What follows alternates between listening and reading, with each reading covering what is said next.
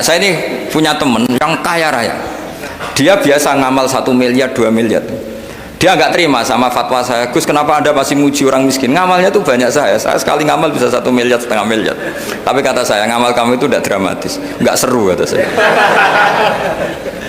Terus dia tanya, kok bisa Gus? Dia orang kaya, paling ngamal 1 miliar untuk bangun masjid, 1 miliar, setengah miliar bangun pondok, setengah miliar.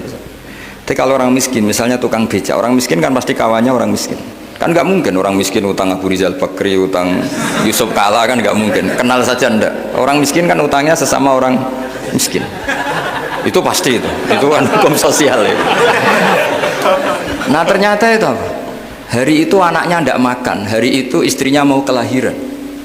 Utang sesama miskin, diutangi 50.000. Tapi uang ini dramatis. Kalau hari itu nggak makan mati.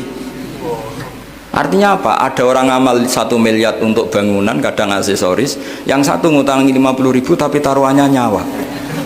Nah sekarang menyelamatkan nyawa sama bangunan keren mana? Maka berbahagialah orang miskin karena komunitas mereka ini utang piutang urusan apa? Nyawa. Jadi ini lebih dramatis ya, lebih dramatis. Islam itu agama yang pro ilmu, jadi cocok tidak cocok. Kalau itu satu potensi dibicarakan. Sehingga setiap khitab kepada Nabi itu terusannya ada kata fa'in tawallau. Muhammad kamu harus menerangkan Islam itu begini-begini. Tapi kalau mereka menolak ajaran kamu, jadi potensi nerima ya dibicarakan, potensi menolak ya dibicarakan. Nah, makanya ini saya beri supaya barokah ya, dapat barokahnya ulama dulu saya baca ya. Faidatun qala Ibnul Qayyim. Ibnul Qayyim itu muridnya Ibnu Taimiyah. Ta'ammal khitabal Qur'an tajid malikan lahu al-mulku kulluh walahu alhamdu kulluh. Azimmatul umuri kulliha biyadi wa masdaruha minhu wa mawriduha ilaihi. Mustawiyan alal arsi la takhfa alaihi khafiyah. Min aqtari mamlakatihi aliman bima fi nufusi abidihi muttali'an ala asrarihim wa alaniyatihim. Munfaridun bitadbiril malakah. Yasma'u wa yara wa yu'ti wa yamna wa yusibu wa yu'aqib wa yukrim. Jadi begini maksudnya. Khitab itu otoritas dari minal a'la ilal adna, dari yang lebih kuat ke yang lebih bawah, itu namanya khitab. Kemudian harusnya kita semua sebagai manusia itu sebenarnya orang yang tidak sah memberi khitab, memberi perintah. Karena kita sendiri tidak berstatus khaliq, pencipta. Jadi misalnya gini, saya janji sama sampean besok datang ke saya, kamu tak kasih uang ya. Besok saja saya tidak mesti hidup. Jadi janji itu sudah salah, besok saja saya tidak mesti hidup. Kalaupun hidup saja uang saya terbakar atau dicuri orang. Maka di sini dibutuhkan otoritasi khitab, harus diberikan zat yang punya otoritas penuh, yaitu zat yang nggak akan mati, yang nggak akan lumpuh, yang nggak akan mengalami satu gangguan sosial. Sebab itu dalam pandangan ulama tafsir itu punya akibat, saya ulang lagi, punya akibat bahwa hanya Allah yang berhak memberi khitab. Sehingga saking kerennya Allah itu bisa khitabun lil ma'dum. Ini di sini nanti ada contohnya. Sesuatu yang enggak ada kemudian Allah bilang kun menjadi ada. Sehingga Allah itu nggak bisa dibantah, nggak bisa ditentang, karena bisa apa saja. Karena asbabul qudrah adalah al-khalqu. Kalau dalam ilmu tafsir, kalau sampean dalam ilmu manusia kan gini, sebabnya melihat itu mata. Kalau dalam ilmu tafsir enggak, yang bisa menjadikan Anda melihat itu menciptakan. Saya ulang lagi ya, jadi kalau dalam ilmu tafsir, asbabur ru'yah itu al-khalqu, bukan al-basar. Kalau kamu melihat karena mata, berarti setelah jauh tidak bisa melihat, atau setelah tertutupi tidak bisa melihat. Tapi kalau kamu mengetahuinya karena menciptakan, maka kapan saja bisa melihat. Misalnya gini, saya punya emas 1 gram, kecil sekali 1 gram, saya tanam di dalam Monas, kedalamannya 1 meter.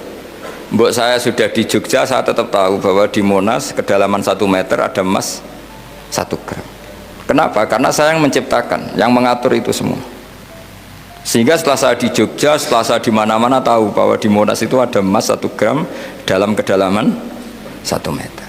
Sehingga Allah ketika mengatakan saya ini zat yang super tahu, itu kata Allah gimana? Ala ya'lamu man khalaqo. Ala ya'lamu ana ta ora ngerti sapa man wong zat khalaqo kang gawe sapa man.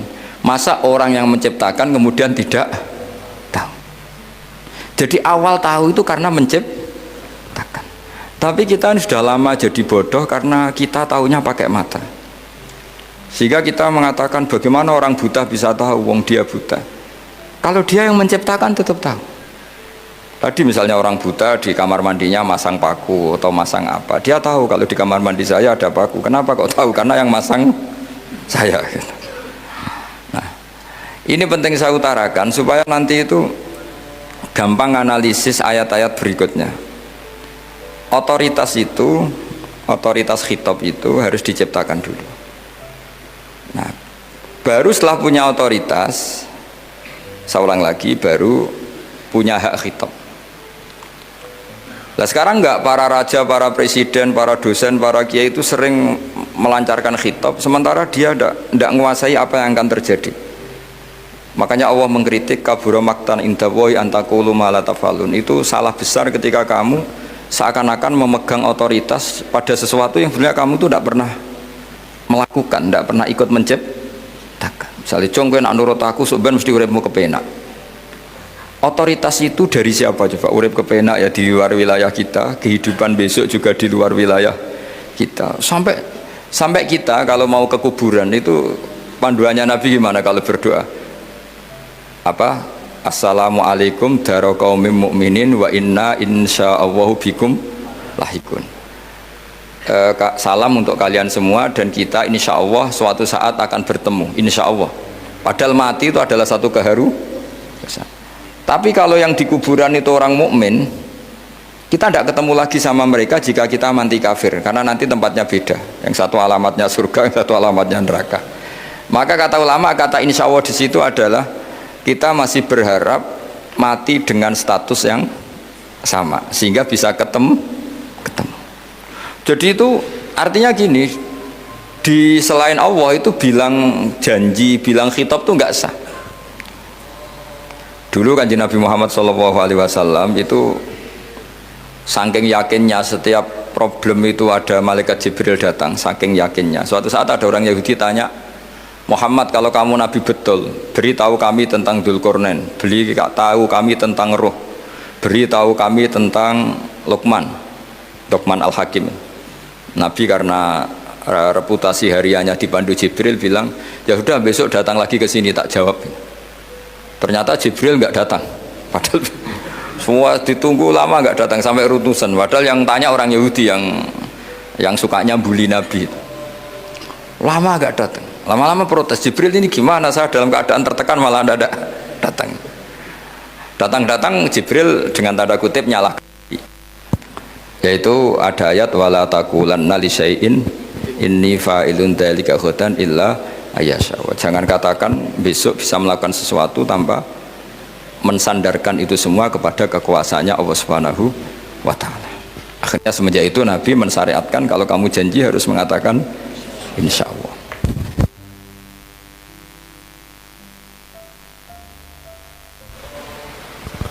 Ya kenapa ini saya katakan penting, karena nanti khitab di Quran itu supaya proporsional ya. Sekarang banyak orang memahami Quran tapi nggak mau mempelajari ilmunya apa?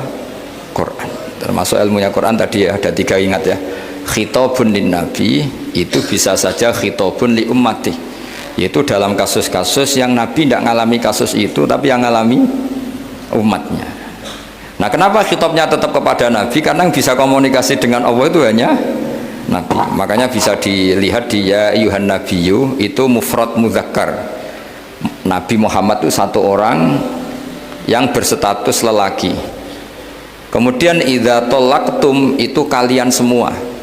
Harusnya kan kamu, karena dari satu orang ke satu orang. Tapi ini enggak. Wahai Nabi, jika kalian umatmu gitu. Jadi karena yang alami tolak itu umatnya. Terus kedua, khitabun lin nabi, dan yang dimaksud itu memang nabi, kayak sholat tahajud. Sholat tahajud itu sholat yang memang untuk nabi. Karena tahajud yang menjadikan punya hak syafaat itu hanya nabi. Sehingga ngendikane ulama, nabi itu wajib tahajud, tapi kalau umatnya hanya sunat tahajud. Jadi nabi itu termasuk ya kelebihannya sekaligus bebannya wajib apa? Tahajud, tapi bagi umatnya sunat. Kenapa? Karena Nabi ingin sekali punya hak syafaat. Kemudian sama Allah diberi instruksi, diberi syarat, wa minal laili fatahajjat bihi nafilatallak asa ayyab'atsaka rabbuka maqama mahmuda. Muhammad, kalau malam kamu harus tahajud supaya kamu nanti diberi hak syafaat. Itu kalau umatnya tahajud nggak boleh sampai diteruskan ayat-ayat sa'ayat asuka, karena kamu tidak punya hak syafaat. Disafaati saja tidak mesti. tapi Nabi harus tahajud supaya punya hak apa? Dan perlu dicatat, syafaat itu hadisnya sahih semua, di Bukhari ada, di Muslim ada. Cuma orang berlebihan cara menolak syafaat atau mengimani syafaat. Ada yang berlebihan ngimani sampai tidak pernah ngamal baik, mentang-mentang nanti dapat syafaatnya Kanjeng Nabi. Ada yang nggak percaya syafaat, itu ya kebablasan juga, padahal itu ada di hadis sahih semua cerita syafaat. Itu khitabun nabi, dan yang dimaksud memang nabi, sehingga umatnya tidak wajib tahajud tapi nabi wajib tahajud. Terus ketiga, khitabun lin nabi sekaligus khitabun li ummati, itu yang dimaksud di hadis Arba'in Nawawiyah, wa inna wa ta'ala amaral mursalin bima amaral bil mu'minin, atau dibalik amaral mu'minin bima amaral bil mursalin, dibolak-balik sama, yaitu para nabi ya dikhitabi memakan sesuatu yang thayyibat, para orang mukmin juga kena khitab memakan sesuatu yang apa? Thayyibat. Ini sama. Jadi ya ini ada tiga berarti ya, khitabun lin nabi, tapi yang dimaksud umatnya, khitabun lin nabi yang dimaksud adalah nabi saja. Terus ketiga, khitabun lin nabi yang dimaksud plus umatnya. Nah, kajian seperti ini penting. Karena kesalahan Khawarij itu satu kelompok ekstrim yang tidak mengikuti Sayyidina Ali, juga gak mengikuti Sayyidina Muawiyah, tidak mengikuti Ali, juga gak mengikuti Muawiyah, disebut Khawarij. Khawarij itu jamaknya Kharijah, dia keluar dari pikiran ala Sayyidina Ali, juga keluar pikiran dari Muawiyah. Di sini disebut dia khurut dari kata Khawarij, serba keluar, dia tidak mengikuti sana, tidak mengikuti sini, akhirnya disebut Khawarij. Nah, Khawarij itu orang yang berpikir sesuai kritik yang dilakukan Quran, tapi mereka lupa bahwa yang punya otoritas kritik itu Allah, karena yang kalau boleh sama-sama terganggu kerajaannya itu hanya Allah. Gini, saya beri contoh ya, yang punya hak ketika sepeda motor saya kamu pakai, yang punya hak menentukan itu gasap apa pinjam itu saya apa orang lain? Saya. Ketika yang pakai gak pamit itu teman akrab saya atau anak saya atau orang yang saya ridhoi, itu namanya gasap apa pinjem gak pamit? Ya udah, ini harus jelas. Tadi pagi saya ngaji direktorat, saya bilang di fikih itu ada istilah ulima ridhohu, sesuatu tidak pamit formal tapi sudah diketahui ridhonya. Makanya di fikih ada bab namanya mu'atoh, tadi pagi saya terangkan ya. Di perdebatan fikih itu ada bab namanya apa? Mu'atoh. Mu'atoh dari kata ato yu'ati, mu'atotan, saling transaksi yang non verbal tapi maklum. Ya seperti kalau kamu marung itu contohnya, kalau kamu marung di kantin terus makan gedang goreng, itu nyuri apa beli? Coba jawab saja. Kalau dikatakan beli kamu belum bayar, kalau dikatakan nyuri terang-terangan. Coba kalau mbak-mbak milih mana, itu nyuri apa beli? Kalau beli belum bayar, kalau nyuri kok terang-terangan ya, nggak nyuri apa beli?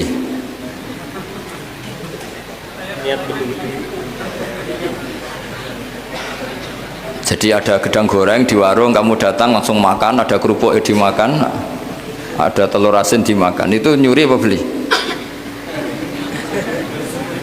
Nah, itu kalau orang fikih dibabkan kitabul bai'il mu'atoh, akad beli lewat jalur mu'atoh. menurut Imam Abu Hanifah seperti itu dikatakan be. Beliau pakai dalil al-adat muhakamah, bahwa adat itu berposisi seperti hukum. Karena posisi di warung, maka ngambil di situ dianggap memulai akad jual beli. Tapi karena ini sesuatu yang potensi masalah, Imam Syafi'i mengatakan itu enggak baik, enggak sah. Karena nanti kalau asumsi kamu gedang goreng itu 1.000, ternyata diregani 5.000 kan mangkel. Nah itu resikonya di situ, ya kan? Tapi kalau misalnya itu dikatakan, makanya Imam Syafi'i mengatakan itu profesional. Itu namanya ghormu. Ketika Anda bayar 5.000, itu namanya tebusan kesalahan. Jadi Imam Syafi'i melihat itu tidak jual beli, tapi tebusan kesalahan. Sehingga kalau saya jadi hakim, misalnya pembeli bilang asumsi saya 1.000 Gus, terus kata baik, kata penjual enggak Gus, itu tak jual 5.000, saya harus memenangkan baik. Memenangkan siapa? Penjual. Karena penjual adalah pemilik gedang goreng itu, dan posisi yang makan adalah perusak barang orang lain. Gitu. Sehingga dimenangkan penjual, ya, dimenangkan penjual. Kenapa dimenangkan? Karena cara berpikir fikih, karena dia yang punya otoritas itu, punya otoritas kepemilikan. Itu dalam fikih madzhab apa? Syafi'i. Nah, itu penting dalam analogi surga dan neraka. Orang Khawarij itu kalau ada orang dosa, itu dikatakan sudah tidak Islam lagi, dia sudah keluar dari Islam. Orang dosa itu wajib disiksa oleh Allah. Mereka bilangnya ya wajib. Dalam kelompok Islam itu ada kelompok namanya Khawarij, orang yang sangat ekstrim dalam berpikir. Dia mengkafirkan orang yang melakukan dosa apa? Besar, dihukumi kafir. Tapi pendapat ahli sunnah enggak, orang dosa besar ya dosa saja, tapi tidak usah dihukumi kafir. Kenapa? Cara berpikir ahli sunnah, surga neraka itu milik Allah. Kalau yang punya saja tidak apa-apa, ngapain ada yang ribet? Yang punya surga neraka itu Tuhan, dan Tuhan memanggil-manggil orang yang salah itu disuruh tobat, anibu ila rabbikum, wahai hambaku yang berlebihan, yang masih dosa, ayo kembali ke saya. Kapan saja kembali ke saya tak terima. Sehingga dalam madzhab ahli sunnah, otoritas khitab, otoritas kepemilikan yang berhak ya yang punya, orang lain itu nomor 2. Sehingga tadi kalau Anda bawa kayak motor saya, dan Anda teman akrab saya, tidak pamit saya, kalau saya bilang itu nggak apa-apa ya nggak apa-apa, kalau saya bilang apa-apa ya apa-apa, nggak penting orang lain. Sehingga ini wilayah yang agak sensitif, tapi ini ilmu, mau tidak mau kita harus dengar. Sehingga di fikih ada bab ulima ridhohu. Misalnya ada orang makan gedang goreng di warung terus ditangkap Pak polisi, wah ini pencurian, mesti bakulnya nggak terima, enggak pencurian, memang tak jual. Nah, yang kasus begini, ini yang kasus, ini mungkin kasusnya anak-anak yang masih kos atau masih mahasiswa. Warung kantin dijaga ibu-ibu, ada anak makan lahap, dikira belinya cash, setelah dimakan ternyata akadnya utang. Nah, itu pertanyaannya, itu halal apa enggak? Karena asumsi baiknya monggo-monggo, karena apa, sudah mengkhayal nanti ada sekian uang cash didapatkan, ternyata nyatet atau utang. Nah, kalau ngomong di depan, Bu saya mau makan di sini utang, kira-kira enggak boleh? Wah, itu ada sekian PR. Makanya saya sering muji orang-orang yang enggak alim. Enak-enaknya orang tuh orang enggak alim, karena enggak kesulitan seperti ini. Kita sebagai peneliti fikih itu sering kesulitan. Nah, sama Anda misalnya naik Grab atau naik taksi atau apa, ketika Anda naik itu posisinya gasap apa pinjem, dikatakan akad sewa belum bayar, dikatakan pinjem nanti harus bayar. Jadi ada sekian masail fikih yang jadi perdebatan. Nah, apapun itu nanti kata finalnya itu dia yang punya, yaitu supir taksinya atau baeknya, penjaga warung tadi. Sehingga hukum itu bagi orang lain sudah tidak sah kecuali bagi yang punya. Nah, di sini ini kelihatan benarnya madzhab ahli sunnah wal jamaah. Ahli sunnah mengatakan apapun salahnya seseorang setelah dia beragama Islam itu wilayahnya Allah, kita tidak bisa berbuat apa-apa. Makanya ada ayat laisa laka minal amri syai'un aw yatuba alaihim aw yu'adzibah. Muhammad, meskipun kamu kekasih saya, kamu tidak punya otoritas menentukan si A dimaafkan, si A disiksa. Otoritas itu hanya bagi saya, kata Allah. Sehingga banyak orang yang Nabi kurang srek karena membunuh pamannya Hamzah malah dikasih tobat sama Allah, namanya Wahsy. Wahsy itu orang yang Nabi gak suka karena pernah membunuh Sayyid Hamzah di perang Uhud, tapi sama Allah marah dikasih tobat. Sa'labah yang sering ibadah di masjid, sering iktikaf, saking seringnya ibadah itu sampai digelari hamamatul masjid, merpatinya masjid. Tapi na'udzubillah beliau malah berakhir dengan su'ul khatimah. Kita tidak pernah tahu. Kenapa begitu? Karena begini, wilayah yang absolut itu hanya milik Allah Subhanahu wa Ta'ala.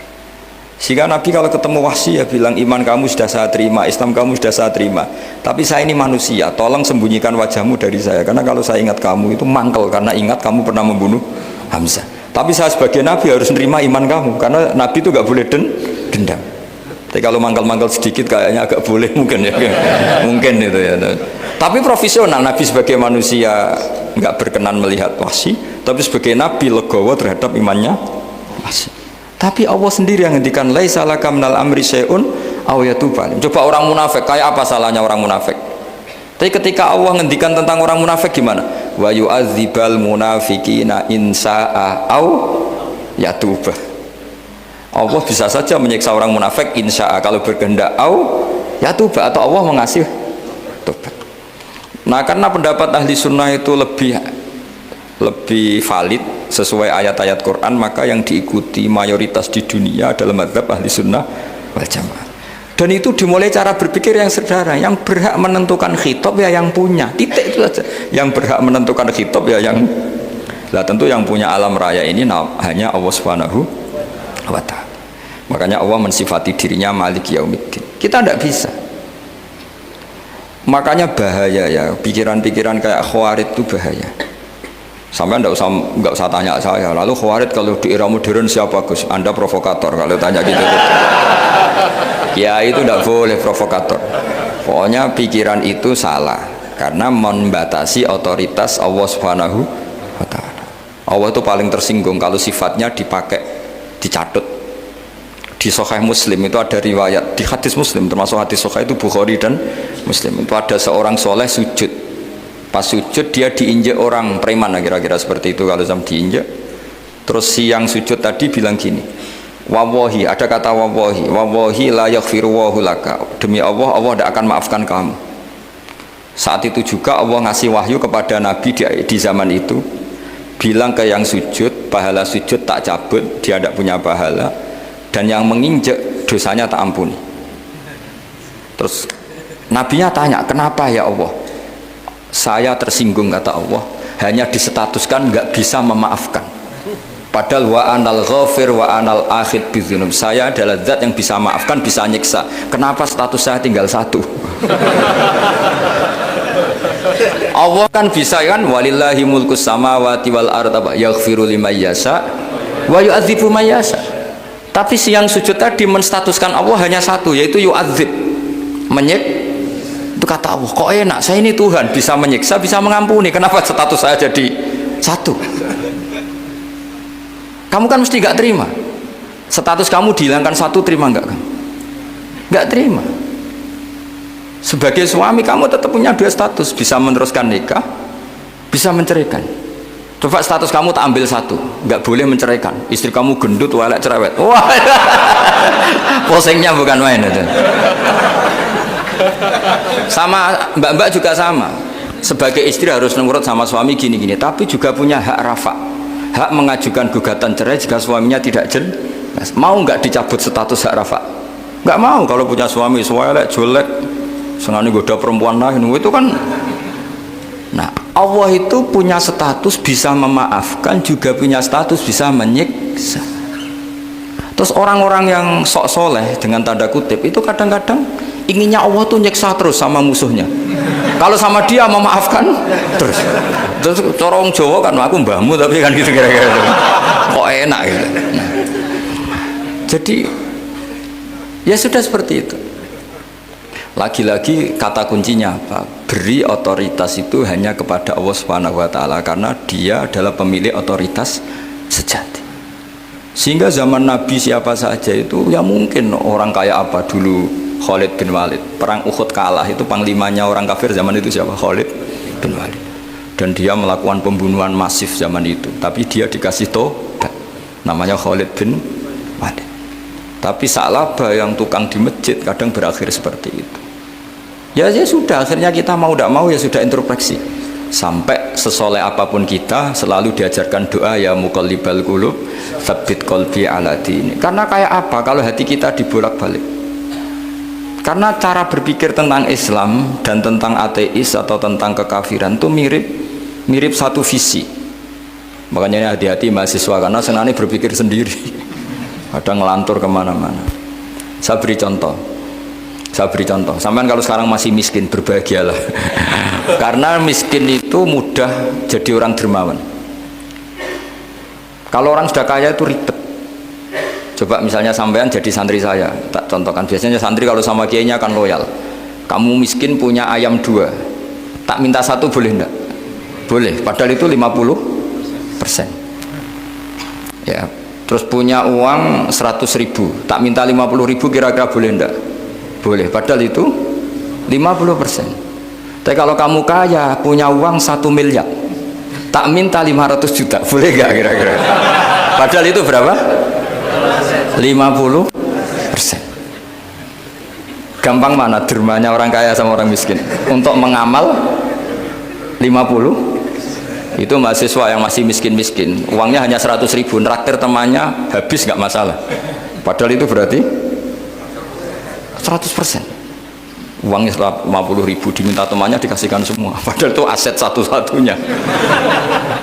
Nah, Sa'labah itu cara berpikir gitu sehingga Allah tersinggung. Saya beri contoh ya, Sa'labah itu singkat cerita kan kalau habis jamaah salam langsung lari pulang. Terus ditanya sama Nabi, kenapa kamu kesusu pulang? Istri saya di rumah masih belum pakai baju karena gantian sama saya. Saking miskinnya tuh baju itu gantian. Sama nggak usah bayangkan lalu di rumah telanjang kayak apa, berarti kamu porno. Kamu porno berarti tidak boleh. Pokoknya ceritanya seperti itu, tidak usah lari, gantian pakai itu. Singkat cerita, ya Rasulullah, buat saya ini didoakan kaya. Sampai 3 kali Nabi bilang bisa saja miskin itu lebih baik bagi kamu. Lama-lama sampai memaksa Nabi, akhirnya Nabi berdoa. Terus beliau kaya. Dan Sa'labah agak salah, dia nggak minta paket kaya barokah, tapi mintanya kaya saja, diturutin kaya. Pertama punya kambing di pegunungan ya, kalau di Arab itu kan kambing diletakkan di Jabalen, Mabinal Jabalen, di antara 2 lembah itu 40 sampai 80 sampai 4.000. Singkat cerita ketika 40 Nabi sudah memerintahkan sahabat diminta zakat. Berarti kalau 40 itu 1, kalau 80 kira-kira 2. Ya sudah gitu. Sebetulnya ketika 40 kalong 1 terkurangi 1 zakat itu kan ringan karena masih 39. Ya kayak tadi kamu punya uang 1 juta, jangan 1 juta, 500.000 sudah agak berat kamu. Tidak, gini saja, tak beri contoh betapa mudahnya dermawan bagi orang miskin. 1 juta itu kan zakatnya berapa? 25.000 ya. Rubul usyur kalau dalam bahasa Arab itu berapa? Kalau bahasa kampus kan berapa? 2%, 2,5 ya, 2,5. Itu bahasa keliru sebetulnya. Sama ikut saya saja. Saya itu berkali-kali saya pernah nggarap matematika, cepet-cepetan mbak pakar matematika itu mesti cepet saya. Karena saya ini agak bedui. Orang bedui itu cara berpikir itu lebih gampang. Jadi kalau orang Arab, tak ajarin matematika Arab ya, itu nggak ada porogapit. Jadi begini cara berpikir orang Arab itu berpikir bertahap. Ya kalau 2,5 itu kalau orang Arab bilang rubul usyur apa? Rubul usyur, 1/4 dari 10. Jadi kalau orang Arab berpikir bertahap. Jadi misalnya 1 juta, 1/10-nya berapa? 100.000. Terus 1/4-nya berapa? 25.000. Jadi disebut rubul usyur, 1/4 dari 10. Jadi 1 miliar, cari 1/10-nya dulu, 100 juta. Terus 1/4-nya. Sehingga nggak usah porogapit ruwet. Jadi orang Arab kalau bilang 1/10 sama 1/20 itu tidak bisa. Karena nanti dadak porogapit. Orang Arab bilang al usyur atau nisful usyur. Misalnya zakatnya apa itu zuruk, berarti 100, sepersepuluhnya berapa? 10. Terus orang Arab kalau misalnya pertanian kamu biayai zakatnya 1/20, orang Arab bilang bukan 1/20, nisful usur. Berarti berapa? 100 usurnya 10, separuhnya 1/10, berarti 5. Lah 5 ini bahasa kamu apa? 1/20. Ya, bahasa orang kampus 5 kan 1/20. Kalau 10 1/10. Kalau orang Arab bilang apa? Usyur atau nisful, kan gampang gitu ya. Saya ulang lagi ya, berarti kalau 1/10-nya 1 juta, usurnya berapa? 100. Nisful usur 50 ya. Gampang mana matematika Arab sama matematika ini sama? Daripada sama nggak porogaf betul pusing saya lihat itu. Ya sudah gitu aja, pokoknya diusurkan semua. Orang Arab kalau bilang tuh diusurkan semua, berarti 1 juta. Misalnya zakat mal kan 2,5, berarti 1 juta usur dulu, berarti 100.000. Lah zakatnya itu rubul usur, 1/4 dari 1/10 ya, di 1/10 dulu berarti 100, habis itu rubul usur 1/4 dari 1/10 berarti ya, jadi gampang aja, 1 juta tulis saja langsung 100.000 usur, terus 1/4-nya 25. Gampang mana? Gampang lagi pakai kalkulator. Nah sekarang begini, kira-kira kalau kamu punya uang 1 juta diminta zakat 25.000, enteng nggak? Enteng. Biasa kan kita punya uang 1 juta naktir teman sampai habis 100.000, 200, enteng. Tapi kalau sudah 10 juta 10 juta berarti rubul usurnya berapa? 250. Kalau 1 miliar 25 juta. Wah itu sudah pikiran kamu kan bikin toko baru, bikin konter baru. Nah kalau 100 miliar berapa? 200. Nah sak labah ini ketika dimintai zakat ketika 40 enggak, masih kambing 40 enggak mau, 80 enggak mau, sampai hampir 4.000. Kalau 4.000 misalnya digawe rata-rata 51 aja, digawe bulat ya, berapa sebenarnya? Per 1.000 kan 20 ya kan? Per 1.000 kambing kalau dipakai 50 saja, per 1.000 kambing berapa? 20 kan? 20. Kalau 4.000 80. Kira-kira itu misalnya dipakai 50, apalagi itu 40 lebih banyak lagi. Akhirnya ngomentari sahabat yang disuruh Nabi ngambil zakat, wah ini tidak zakat, pemerasan, karena jumlahnya sudah signifikan. Maka kalau kamu ingin dermawan sekarang itu bisa dermawan 50%. Itu punya 2 ayam kurus lagi. Diminta masjid untuk syukuran, mas bawa aja. Punya kambing kurus 2, kata kamu hanya itu, ada panitia masjid minta sumbangan, kasih aja 1, sudah ngamal 50%. Tapi kalau punya sapi limusin 2 yang per 1 harganya 70 juta, kalau diminta 1 kan nilainya tetap 50%. Gampang mana orang miskin sama orang kaya ngamal? Orang miskin. Terus kedua hebatnya orang miskin itu kalau ngamal itu dramatis. Betul itu.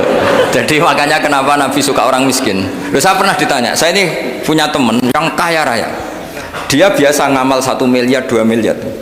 Dia nggak terima sama fatwa saya, Gus kenapa Anda masih muji orang miskin, ngamalnya tuh banyak, saya sekali ngamal bisa 1 miliar, setengah miliar. Tapi kata saya, ngamal kamu itu tidak dramatis, nggak seru kata saya.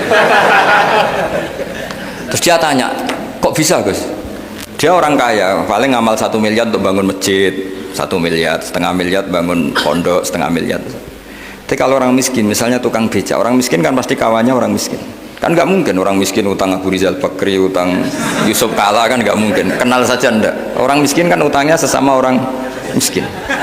Itu pasti itu kan hukum sosial ya. Nah ternyata itu apa? Hari itu anaknya ndak makan, hari itu istrinya mau kelahiran.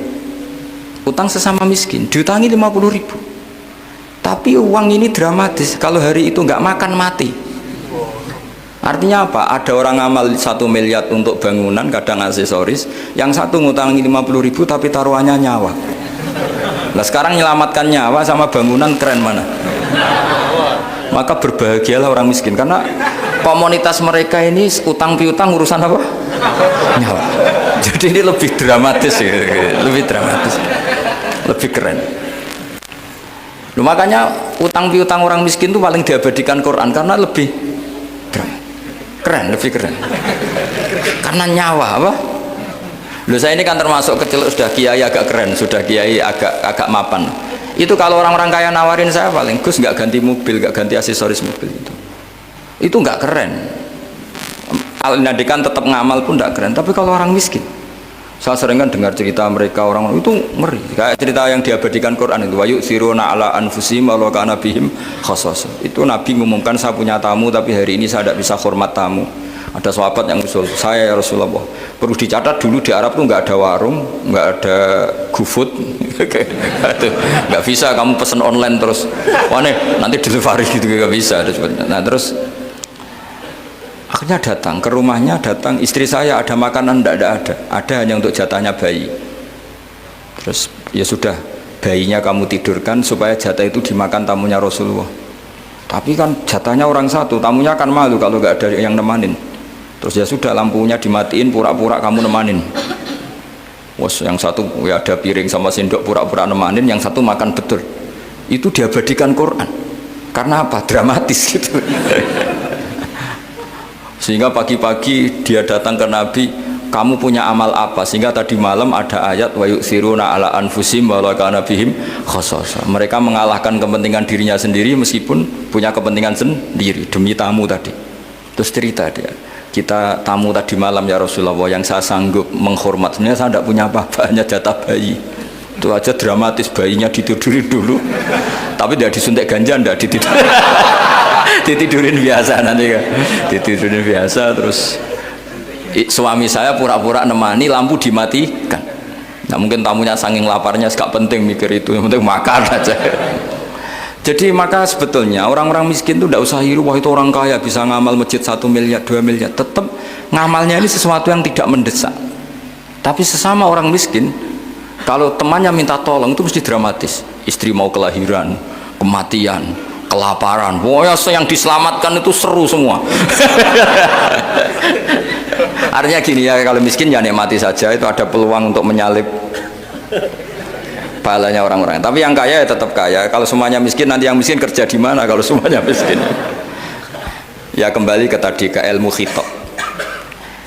Kalau ini tidak dipelajari, maka orang khawarid ini megang otoritas. Tidak bisa. Mereka nggak menguasai pintu surga maupun pintu neraka, nggak bisa. Mereka dengan seenaknya, tobatnya orang yang pernah gini nggak diterima. Tidak bisa. Wilayah yang nerima tidak itu wilayahnya Allah Subhanahu wa Ta'ala. Sehingga kita tetap berpendapat sesuai eksplisit yang ada di Quran. Walillahi mulkus samawati wal ardi, apa? Yaghfiru liman yasha wa yu'adzibu man yasha. Sehingga nggak boleh kita pegang otoritas agama, nggak boleh. Kita hanya bisa menjelaskan. Kalau pegang nggak boleh. Misalnya saya dengan sampean surganya dulu mana? Bisa saja dulu jenengan. Kok bisa Gus? Iya kan? Mungkin wah keren ngaji tawaduk mau. Mungkin saya dari bab tawaduk keren sampean. Di bawah saya di atas, di bab tawaduk keren sampean. Sehingga kalau surga kok jalurnya tawaduk mesti dulu sampean. Karena sampean di bawah, saya di atas. Tapi saya nanti protes sama Allah. Protesnya gini, posisi saya diperintah ya Allah. Gayanya mereka duduk di bawah, tapi merintahkan saya supaya mau mengajar. Jadi nggak ada sopan-sopannya karena mereka merintah kia. Ya. Ya, terutama di PPAI apa? Oh itu nggak sopan sekali kan merintah. Sehingga kalau yang dipandang, makanya masyhur itu kan, ada wali itu yang satu jadi wali karena sholat di shaf awal, keren kan, shaf awal fadilahnya utamanya kan luar biasa. Yang satu kalau sholat itu di belakang terus tapi juga jadi wali. Yang depan agak protes, ya Allah kenapa ini jadi wali padahal sholatnya di belakang. Jawabannya lucu yang di belakang. Kenapa? Saya itu malu, saya ini masih banyak dosa, banyak salah, kok di depan kok kayak suci sendirian. Jadi kalau kamu sowan sama raja atau sama kiai, yang paling depan itu kan yang kepedean, Dia milih yang belakang, jadi sopan aja, nggak terlalu deket gitu. Orang itu tidak pernah tahu. Kadang-kadang Allah itu kita tidak pernah tahu.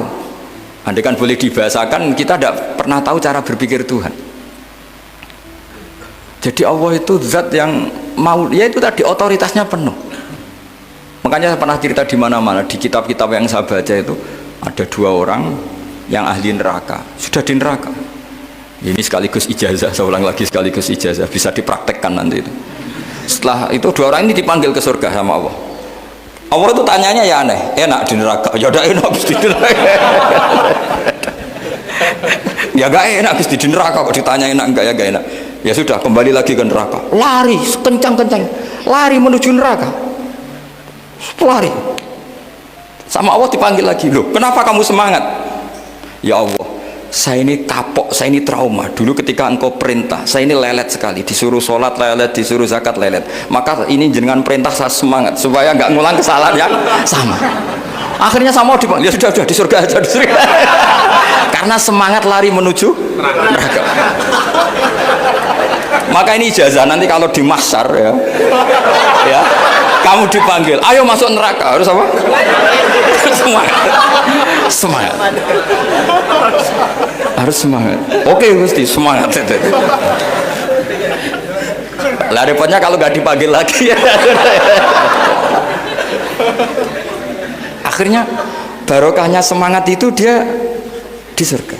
Kita tidak pernah tahu cara berpikir Tuhan, nanti kan boleh dibahasakan seperti itu. Yang satu, ayo kembali lagi ke neraka, tolah itu, jalan noleh lagi, sampai itu gak semangat noleh lagi. Terus ditanya sama, kenapa kamu tolah gitu?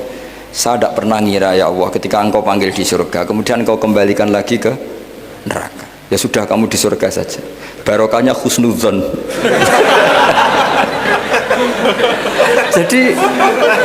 jadi Tuhan itu unik. Makanya dalam tradisi ulama itu ad-dinu ar-riwayah, agama itu riwayat. Sebagian diredaksikan inna hadzal ilma dinun fanzuru amman ta'khuduna dinakum. Agama ini, ilmu ini agama, maka lihat riwayatnya. Karena kita tidak pernah tahu cara berpikir Tuhan. Kita harus mengikuti riwayat yang diutarakan Rasulullah SAW. Karena kita tidak pernah tahu. Kayak tadi ada orang diinjek, kita mesti kan terprovokasi ingin bela yang sujud, menyalahkan yang injek. Tapi ketika yang sujud mencatut nama Tuhan, Allah tidak akan memaafkan kamu. Itu Tuhan tersinggung karena sifatnya direduksi satu, diambil satu, disembunyikan satu. Loh, ada kan dia begini mungkin malah Allah maklumi. Saya tidak akan maafkan kamu. Enggak apa-apa Allah, kan saya kan tidak mencatut namanya Allah. Selama hidup saya tidak akan maafkan kamu. Allah nggak akan tersinggung karena dia sebagai manusia tentu punya dendam, punya rasa mangkel, punya emosi. Tapi kalau ketika bilang Allah tidak akan maafkan kamu, berarti dia mencatut statusnya Allah. Dan Allah disifatkan hanya satu dari sifatnya Allah, yaitu hanya sifat menyiksa. Padahal Allah punya sifat memaafkan. Ini hati-hati bagi orang-orang soleh, orang-orang yang terlalu berpikir keras dalam Islam, nggak boleh seperti itu. Masyhur itu kan, ada satu perkampungan yang sering secara masif terstruktural mau menghabisi Nabi, yaitu namanya kampung Usoyyah, Ro'lan sama Zakwan. 3 kampung ini sering koalisi mau menghabisi Nabi, sampai Nabi sering kunut nazilah, Allahumma an Ro'lan wa Zakwan wa Usoyyat asad Allah wa Rasulah. Sering dipasutkan gitu, tapi Allah malah turunkan wahyu, Muhammad kamu tidak boleh intervensi saya seperti itu, bisa saja mereka dapat hidayah. Semenjak itu Nabi meninggalkan kunut nazilah. Terus dan sebagian ulama mengatakan itu awal diturunkannya ayat laisalaka minal amri syai'un au yatuba alaihim au yu'adzibahum. Jadi ini sekaligus lagi-lagi ini bab khitab. Jadi ya seperti kita punya, makanya orang itu tetap donga ya muqallibal qulub sabit qalbi ala dini, karena otoritas itu bagi yang punya. Maka kata malik, kata pemilik itu kunci dalam ilmu tauhid atau ilmu tafsir atau ilmu apa saja. Misalnya gini, sampai saya punya rumah yang ruangan depan itu ruang tamu, tentu dapat perlakuan khusus, sering steril, sering bersih, bahkan dihias pakai bunga, pakai macam-macam. Ruangan tengah biasa, ruangan belakang buat buangan sampah, buat WC, buat macam-macam. Sah apa enggak? Sah. Kenapa? Karena saya pemiliknya. Apa? Karena saya. Tapi kira-kira yang sedang di ruang tamu, tanah yang sedang di ruang tamu yang dimanjakan juga nggak boleh kumo luhur. Bisa saja suatu saat saya rubah pikiran, rumah saya tak balik dari menghadap utara ke selatan. Yang dulu WC jadi ruang tamu, yang ruang tamu jadi WC. Langsung perlakuannya rubah 180 apa derajat, 360 derajat. Lah itu yang di sini nih, kenapa orang soleh pun tetap takut sama Allah, karena Allah tuh yaf'alu ma yasha, bisa melakukan apa saja. Sehingga tradisinya ulama ketika zaman ini sudah rusak seperti ini, ulama-ulama tidak ada yang khawatir, karena Allah mensifati dirinya Al-Hadi sebagai zat penunjuk. Coba kita sudah tidak ditungguin nabi, nggak ditungguin wali, nggak ditungguin orang-orang soleh dulu, tapi agama itu ya jalan sampai sekarang. Ada orang ngaji, ada orang sholat, ada orang zakat. Andaikan agama itu diserahkan manusia, sudah kita tidak bisa mempertahankan agama ini di zaman seperti ini. Tapi karena Allah itu Al-Hadi, zat yang memberi petunjuk, dan sifat Allah Ta'ala pasti tata'atsaru bi khalqih, pasti ada akibatnya di makhluk. Seperti Allah mensifati dirinya Ar-Razzaq, yang memberi rizki. Buat zaman buyut-buyut perang dijajah Belanda ya tetap makan, ya tetap kawin. Kadang istrinya banyak padahal zaman jajan Belanda. Kita nggak dijajah aja susah. Dulu itu babah kamu istrinya satu atau dua, buyut-buyut kamu banyak yang dua padahal miskin. Karena Allah mensifati dirinya Ar-Razzaq. Mbok keadaan kayak apa orang tetap dapat rezeki. Begitu juga Allah mensifati dirinya Al-Hadi. Mbok keadaan dunia rusak kayak apa tetap ada yang dapat hidayah. Jadi kamu tidak usah khawatir terhadap agama ini, karena Allah mensifati dirinya apa? Al-Hadi, zat yang memberi petunjuk. Kayak apa Amerika, kayak apa Korea. Saya itu pernah di Korea, katanya negara ateis. Di sana TKI yang nyari uang, ternyata di sana itu bikin masjid. Coba kalau Allah menghendaki, di Korea ada masjid. Karena bikin masjid nggak boleh, kalau nyewa boleh. Jadi Korea itu ada satu aturan kayak di Jepang, kayak di umumnya negara maju, yang sudah fungsi sosial itu tetap sosial, nggak boleh menambah yang baru. Jadi kalau dari gereja dibeli masjid boleh, tapi kalau tanah lapang dipakai masjid nggak boleh karena ngurangi tanah. Tapi kalau dari gereja jadi masjid boleh, dari bar untuk masjid boleh, dari pantai asuhan jadi masjid boleh. Pokoknya yang fungsi sosial. Saya pernah ngaji di masjid itu, bawahnya bar, atasnya gereja, atasnya lagi masjid. Kadang ya balik masjid dulu, bar, baru gereja. Karena memang yang sudah kawasan sosial ya kawasan publik ya untuk publik. Kita tidak pernah mengira kalau di sana ada tauhid. Tapi Allah itu Al-Hadi, apa? Allah itu Al-Hadi. Sehingga ya delala ada orang Indonesia kerja di sana, terus nuraninya tersiksa kalau tidak ada tempat sujud. Akhirnya mereka urunan bikin masjid. Itu banyak yang santri saya bersering ngaji saya. Ya saya ulang lagi ya. Jadi cara mikir khitab sama Allah gitu dulu ya. Enggak boleh kamu berpikir khawarid yang membatasi kekuasaan atau hidayatnya Allah Subhanahu wa ta'ala. Karena kita tidak pernah tahu. Salaba ngomong gitu itu masalah besar. Karena mengatakan kekasihnya Allah itu pemungli. Karena tadi, wah ini tidak zakat lagi tapi apa? Pungli. Ini apa? Pemerasan. Karena tadi jumlahnya sudah sekitar 4.000, zakatnya kan banyak sekali. Makanya saya mohon, saya model di UI itu setuju kalau zakatnya dimulai dari kecil lebih ringan. Misalnya kita gaji 1 juta dipotong 25.000 kan ringan. Tapi kalau gaji kamu 1 miliar kan mendingan untuk bayar supir, buat yang jaga gudang, kan mesti pikir aja sudah macam-macam daripada dipakai zakat. Ya, jadi diantara menganalisis Quran adalah apa? Dudukkan Allah sebagai malikul umur kulliha, yang menguasai semua urusan. Tapi kalau kita apapun hebatnya hanya sebagai ulama, hanya sebagai mufti, hanya sebagai kiai, itu tidak punya otoritas. Sehingga misalnya banyak kan, misalnya anak yang kita cintai, kita modali malah bangkrut, yang tidak kita modali malah kaya, karena urusan tidak di tangan kita tapi di tangan Allah Subhanahu wa ta'ala. Masjid juga gitu, masjid yang dikelola secara sehat, ramai jamaahnya gini-gini, itu dikelola oleh manajemen. Ada masjid yang kelihatannya sepi, jamaahnya ya sedikit apa, tapi kadang-kadang diridhoni Allah. Kenapa? Karena masjid itu nggak menjadi problem sosial bagi komunitasnya. Saya beri contoh, masjid ramai tentu baik, nggak perlu saya ceritakan, karena masjid ramai itu ya mesti baik. Masjid yang banyak jamaahnya tentu baik, itu nggak usah dibicarakan. Tapi ada beberapa masjid yang sepi, tapi Allah itu suka. Kenapa? Karena lembaga agama itu nggak boleh mengganggu sistem sosial. Jadi kita tidak pernah tahu cara berpikir Nabi. Yaitu banyak kan sahabat habis sholat duhur ba'diyah di masjid, qobliyah di masjid. Apa kata Nabi? La taj'alu buyutakum kuburan, cung nak apik aja mbok entek-entekno ning masjid. Omam ya bagai keapian. Rumah kamu jangan jadikan kuburan. Jadi sholat sunatnya di masjid, ba'diyahnya di masjid. Pulang-pulang tanya, "Mah, makannya di mana?" Terus marah-marah karena kurang disediakan makanan. Kan lucu kan? Di masjid qobliyah, ba'diyah, pulang-pulang tanya apa? Makanan. Tersinggung lagi kalau belum disediakan. Akhirnya apa? Anak-anak kita yang kecil kenangan melihat bapaknya itu apa? Bapak itu orang yang kalau dari masjid tanya makanan dan marah kalau tidak kesampaian. Coba kalau kamu datang dari masjid sholat, kenangan anak kamu apa? Bapak itu orang yang kalau datang dari pergi sholat. Sehingga kenangan anak-anak kita ini melihat kita sholat sujud di rumah. Sehingga Nabi membahasakan apa? Jangan jadikan rumah kamu sebagai kuburan, kasih jatah sholat. Sehingga ulama mengatakan jamaah itu paling baik itu di masjid untuk jamaah fardu. Untuk sholat sunat beberapa malah sebaiknya di rumah.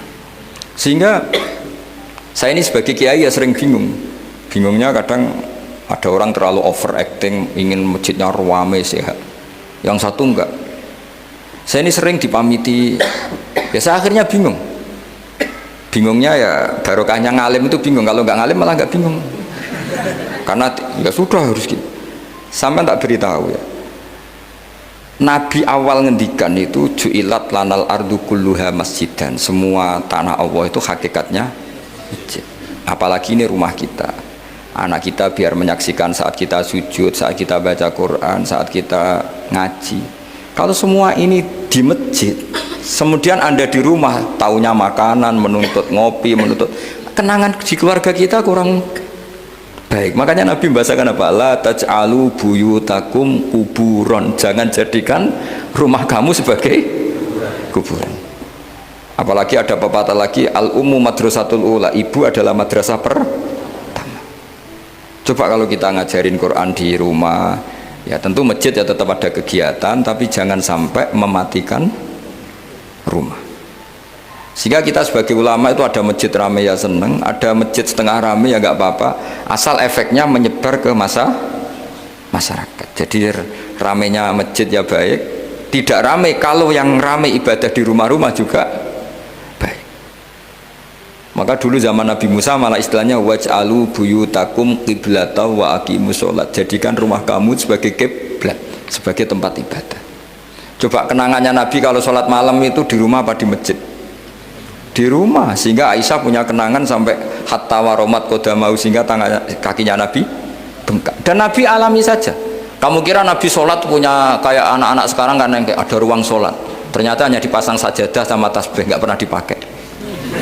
Kalau Nabi enggak, yang dipakai Sayyidah Aisyah itu ya tempat sholat. Sehingga kata Aisyah, Nabi itu sholat di tempat tidur saya. Kalau Nabi sedang berdiri, kakiku tak selonjorkan. Kalau Nabi sujud, kakiku tak ingkretkan. Ya di tempat Sayyidah Aisyah tidur itu Nabi sholat. Pas berdiri kan berdirinya Nabi lama, Aisyah selonjor. Pas Nabi mau sujud, kakinya diingkretkan. Segampang itu Nabi. Akhirnya apa? Kenangannya Aisyah sebagai istri itu doa-doa tahajud, doa-doa. Coba kalau Nabi tahajudnya di masjid, Sayyidah Aisyah tidak punya kenangan doa-doa apa? Tahajud.